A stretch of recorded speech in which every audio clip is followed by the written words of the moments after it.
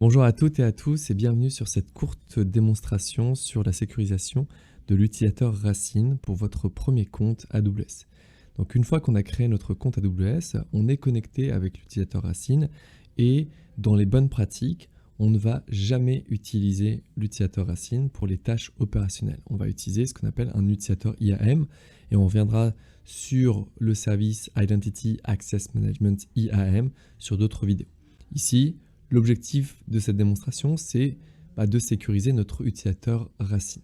Donc on le voit, lorsqu'on se connecte sur le service IAM, on voit qu'on a des recommandations de sécurité. Il y en a deux qui sont importantes. Premièrement, c'est d'ajouter un multifactor authentication sur l'utilisateur Racine, ce qui n'est pas le cas lorsque vous créez votre compte et il faudra faire attention à ça. Et la deuxième recommandation, c'est on n'utilise pas de clé d'accès sur l'utilisateur Racine parce que les tâches opérationnelles seront faites à partir d'autres identités. Donc on le voit, quand on est connecté ici sur notre console, on va nous conseiller d'ajouter un MFA. Donc il suffit de cliquer sur ajouter le MFA, donc ça va nous permettre d'ajouter un deuxième facteur d'authentification, donc quelque chose que l'on possède. Donc on va pouvoir ensuite activer le MFA sur l'utilisateur Racine et ensuite on nous laisse le choix entre les différents types de périphériques sur lesquels on va pouvoir attribuer le MFA. Donc est-ce que c'est un périphérique virtuel? Est-ce que c'est un périphérique physique? Et donc en fonction des éléments, par exemple ici, on va avoir une liste d'applications qui va être compatible, qu'on va prendre, on va pouvoir flasher le code QR, rentrer les indications.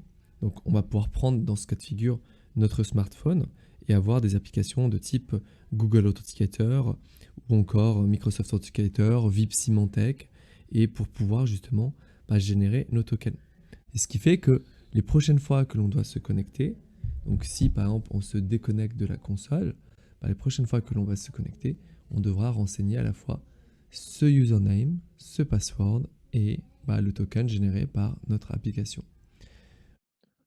On le voit maintenant, lorsque j'ai besoin de me connecter, je renseigne mon username, je renseigne mon password, et ensuite on me demande donc ce code MFA pour pouvoir rentrer. Donc là, il faut que je sorte mon application, je me log sur mon application, et ensuite je vais pouvoir soumettre la requête. Et on le voit, username, password, quelque chose que je connais, et maintenant quelque chose que je possède viennent sécuriser cet utilisateur Racine.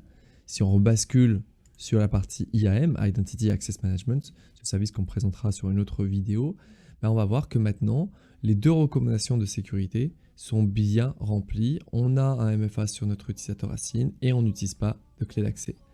Voilà pour cette courte vidéo. Bon cloud computing à toutes et à tous et à bientôt sur d'autres vidéos.